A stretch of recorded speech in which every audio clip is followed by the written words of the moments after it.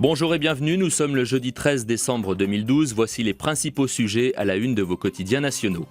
Les premiers dérapages dans les dépenses publiques estiment les Échos, la contribution de la France au budget européen a été relevée de 837 millions d'euros en 2013. Il faudra faire autant d'économies supplémentaires pour éviter la descente aux enfers.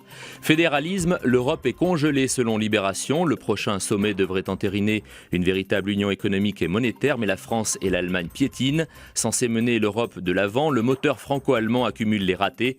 Le couple traverse une phase de suspicion, d'interrogation et de plainte à tout bout de champ. Le Figaro a interviewé Lakshmi Mittal, le PDG d'Arcelor déclare la nationalisation, quel bond en arrière. Il dénonce dans un entretien exclusif les propos irrationnels d'Arnaud Montebourg concernant le site de Florange en Lorraine. Cet après-midi, la direction d'ArcelorMittal doit s'expliquer devant les représentants des salariés.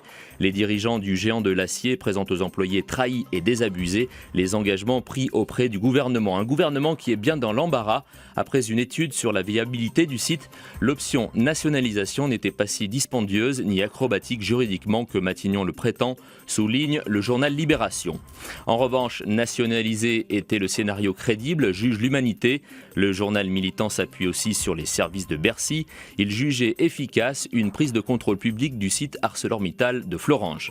Quand les États-Unis nationalisent, ça marche selon Le Monde. Washington se retire avec 23 milliards de profits de l'assureur AIG, sauvé en 2008. Cependant, l'économiste Eli Cohen explique pourquoi les Français n'ont rien à voir avec les succès américains.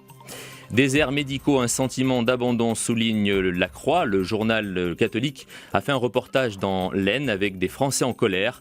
La France abandonne ses campagnes de manière scandaleuse. On pourrait crever sur place sans que cela dérange personne, déclare un octogénaire.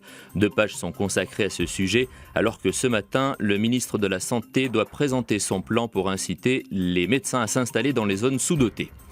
Le Parisien aujourd'hui en France choisit de plonger dans l'enfer quotidien des profs. Le journal de bord des enseignants qui exercent leur métier dénonce des conditions de plus en plus difficiles. Un nouveau cri d'alarme après l'explosion d'une bombe artisanale mardi dans une classe d'un lycée des Bouches-du-Rhône. Enfin, on termine par l'image du jour avec L'Équipe. Le journal sportif raconte la nuit des champions. Les trophées des champions 2012 ont été décernés hier lors d'une cérémonie qualifiée d'émouvante. Un événement organisé à l'occasion du lancement de la chaîne L'Équipe 21 sur la TNT. Bonne journée et à demain.